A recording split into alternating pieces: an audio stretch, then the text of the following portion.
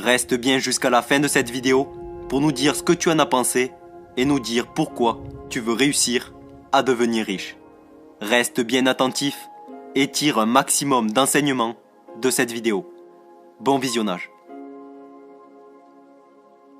La conseillère d'orientation du lycée t'a certainement posé cette question. Quel métier souhaites-tu exercer plus tard? Le système scolaire nous formate à travailler pour devenir un bon employé. On nous apprend à être parfait. On nous apprend à ne pas faire d'erreurs. Or, toutes ces choses inculquées à l'école vont à l'encontre des principes qui nous permettent de devenir riches. Car pour devenir riche, il est important, voire indispensable, de faire des erreurs. Vous l'avez compris, la richesse ne s'acquiert pas en étant salarié. Il suffit de le constater. Lorsque votre salaire augmente, vos dépenses augmentent également, avec l'augmentation des taxes et des impôts par exemple. Malheureusement, beaucoup de personnes préfèrent choisir un emploi stable, au détriment d'une opportunité de créer leur propre fortune. Règle numéro 1. Trouvez son pourquoi. Pourquoi voulez-vous devenir riche? Comme le dit Robert Kiyosaki, avant de devenir riche, il faut trouver son pourquoi. Vous le savez sûrement. Il n'est pas facile de devenir riche du jour au lendemain. Et il faudra beaucoup de temps et d'efforts pour y arriver. C'est pour cela qu'il vous faudra une raison profonde, pour laquelle vous travaillerez tous les jours. Sans cela, vous risquez de ne pas être concentré et de laisser tomber très rapidement, au premier échec, au premier doute. Cette raison, on l'appelle le pourquoi. Tous les entrepreneurs à succès ont un pourquoi. Par exemple, Elon Musk, qui veut sauver le monde. Ou encore Apple, qui ont un pourquoi qui est exposé publiquement, avec le très célèbre « Penser différemment ». Là où certains ne voient que folie, nous voyons du génie. Car seuls ceux qui sont assez fous pour penser qu'ils peuvent changer le monde y parviennent.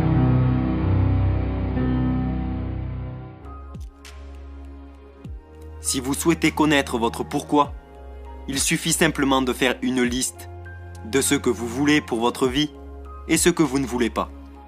Vous verrez ainsi ce que vous voulez vraiment. Et cela vous permettra, dans les moments de doute, de garder le cap vers le succès. Pour faire de grandes choses, il vous faut une raison profonde. Donc, votre pourquoi est généralement la première chose qui vous vient à l'esprit lorsque vous vous posez la question « Pourquoi je veux devenir riche et réussir ?» En réalité, tout le monde souhaite devenir riche.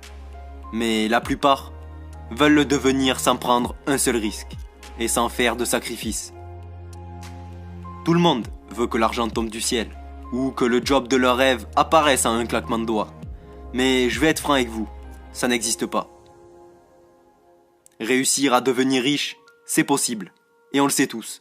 Il suffit de regarder les personnes qui sont devenues riches. Et on se rend compte très rapidement que la majorité d'entre eux sont partis de zéro.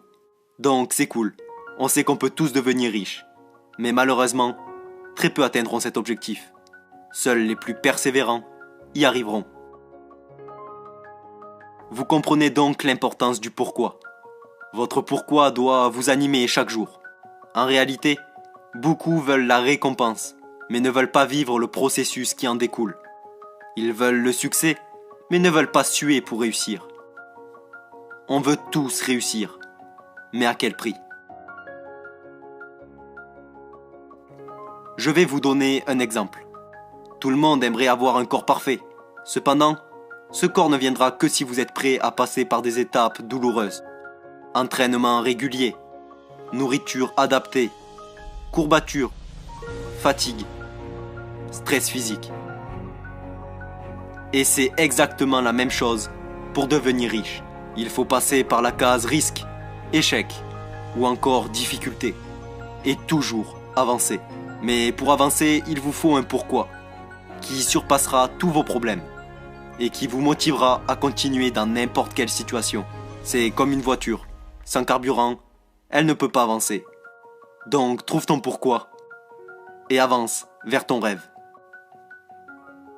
Règle numéro 2. Connaître la différence entre un actif et un passif. Pour faire simple, un actif met de l'argent dans ma poche. Un passif enlève de l'argent de ma poche. Lorsque l'on dépense son argent dans des éléments passifs, une maison ou une voiture par exemple, ce sont des dépenses qui ne nous rapporteront pas d'argent. De plus, nous allons en dépenser encore plus. Dans les paiements de l'hypothèque ou de l'assurance auto par exemple. Or, si vous investissez votre argent dans des actifs comme des biens immobiliers, des actions, des obligations, cela peut vous rapporter de l'argent. Si vous voulez être riche, passez simplement votre vie à acheter des actifs. Si vous voulez rester pauvre ou demeurer dans la classe moyenne, passez donc votre vie à acheter des éléments passifs. Vous devez ainsi dépenser l'argent que les actifs génèrent, et non l'argent qui permettrait d'acquérir des actifs. La première étape pour sortir de la rat race est de comprendre la différence entre un actif et un passif. Comme le dit Robert Kiyosaki, les pauvres gèrent leur argent au jour le jour. Les personnes appartenant à la classe moyenne achètent des passifs, alors qu'ils pensent acquérir des actifs. Et les riches, ou futurs riches, construisent une base solide d'actifs qui leur génèrent des revenus. La classe moyenne se trouve en permanence dans un état constant de lutte financière. Leur première source de revenus est le salaire. Et les augmentations de salaire s'accompagnent généralement de hausses d'impôts. Leurs dépenses augmentent en même temps que leur salaire, d'où l'expression « rat race ». Enfin, ils considèrent leur maison comme leur actif. Non, votre résidence principale n'est pas un actif. Les riches restent riches, et le deviennent de plus en plus, car ils acquièrent en permanence des actifs, et leurs investissements génèrent des revenus, toujours plus conséquents, qui dépassent de loin leur rythme de dépenses. Votre résidence n'est pas un actif. Voici pourquoi votre résidence principale n'est pas un actif. Vous travaillez toute votre vie pour rembourser l'emprunt que vous avez contracté. Vos charges d'entretien représentent des frais importants. Vous devez vous acquitter de la taxe foncière. Votre résidence principale peut se déprécier si le marché de l'immobilier chute, ou si vous achetez en haut de cycle. Plutôt que d'avoir investi dans un actif qui vous rapporte de l'argent régulièrement, vous remboursez vos mensualités de crédit à la banque. Autrement dit, le véritable propriétaire de votre maison, c'est la banque. Si vous souhaitez réellement acquérir votre résidence principale, générez d'abord des revenus qui permettront de financer vos mensualités de crédit. Par exemple, un appartement que vous louez ou dont le loyer versé par le locataire vous permet de rembourser la mensualité du crédit contracté.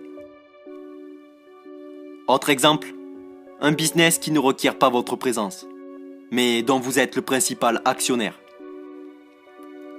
En bref, si vous voulez devenir riche, apprenez à investir dans des actifs dans un premier temps, ce qui vous permettra de payer vos passifs dans un second temps. Tu peux gagner 10 000 € par mois et être fauché, si tu n'as aucune éducation financière. L'important n'est pas de gagner beaucoup d'argent, mais de savoir gérer son argent. Et ensuite d'essayer d'en gagner plus. Règle numéro 3. Ne travaillez pas pour l'argent. Faites en sorte que l'argent travaille pour vous. Ce conseil est le plus important pour comprendre comment devenir riche et comprendre les différentes situations financières qui existent. Donc soyez bien attentifs jusqu'au bout. Selon Robert Kiyosaki, trop souvent la peur réfléchit à notre place. La peur de manquer d'argent. Celle-ci nous pousse à chercher la sécurité, un emploi sûr. Avec cet emploi, on est certain d'avoir un salaire qui tombe chaque fin de mois. Un salaire que l'on attend avec impatience. On devient alors esclave de cet argent. Or, on ne doit pas se laisser dominer par cette peur, et au contraire, prendre le contrôle de cet argent. Faites travailler l'argent pour vous. Travaillez pour acquérir des connaissances et construisez un système qui ne vous demandera pas d'efforts pour engendrer de l'argent. Il y a une différence entre ceux qui travaillent pour l'argent et ceux qui font travailler l'argent pour eux. Pour Robert Kiyosaki, il y a 4 catégories de personnes. Les employés, les travailleurs indépendants, les chefs d'entreprise et les investisseurs. Ils ont tous les 4 une façon différente de percevoir leur argent. La première catégorie, eux, sont les employés. Ils représentent la sécurité. Lorsqu'on est employé, on échange son temps contre de l'argent. L'employé est comme un hamster qui court mais qui n'avance pas. Il travaille pour payer ses factures. Robert Kiyosaki appelle ça la rat race. La deuxième catégorie, S, sont les indépendants, les travailleurs autonomes. Ils gagnent un peu plus d'argent que les employés. Cependant, s'ils ne travaillent pas, ils ne gagnent pas d'argent. Encore une fois, il échange son temps contre de l'argent. La troisième catégorie, B, sont les businessmen et les chefs d'entreprise, qui possèdent un système. Son entreprise génère de l'argent, non grâce à son travail, mais grâce au travail de ses salariés. Dans cette catégorie, le businessman délègue des tâches, ce qui lui permet de gagner de l'argent sans travailler. S'il veut augmenter ses revenus, il va davantage investir dans sa société. Contrairement aux 2 premiers cas, il augmente ses revenus sans augmenter son temps de travail. En ce qui concerne la 4e catégorie, I, ce sont les investisseurs. Leurs placements leur permettent de générer des revenus de manière régulière. Ils font travailler leur argent à leur place, par exemple avec l'immobilier. Si tu investis dans l'immobilier, tu as alors créé un actif qui te rapporte de l'argent tous les mois, sans échanger ton temps contre de l'argent. Les 2 premiers sont obligés de travailler pour avoir de l'argent. Les 2 suivants sont indépendants financièrement. Leur argent travaille pour eux. Robert Kiyosaki explique que les gens situés dans les parties E et S ne seront jamais vraiment riches, puisqu'ils doivent continuer à travailler pour avoir de l'argent. Cela peut vous paraître un peu étonnant, car cette catégorie inclut aussi les notaires et médecins, qui ne sont pas financièrement à plaindre. Mais pensez-y, ils sont dans le même cas qu'un employé. Pas de travail, pas d'argent. Le constat est clair. 95% des personnes sont emprisonnées dans le salariat et travaillent pour accomplir le rêve d'un autre, dans l'espoir de réunir assez d'argent pour la retraite.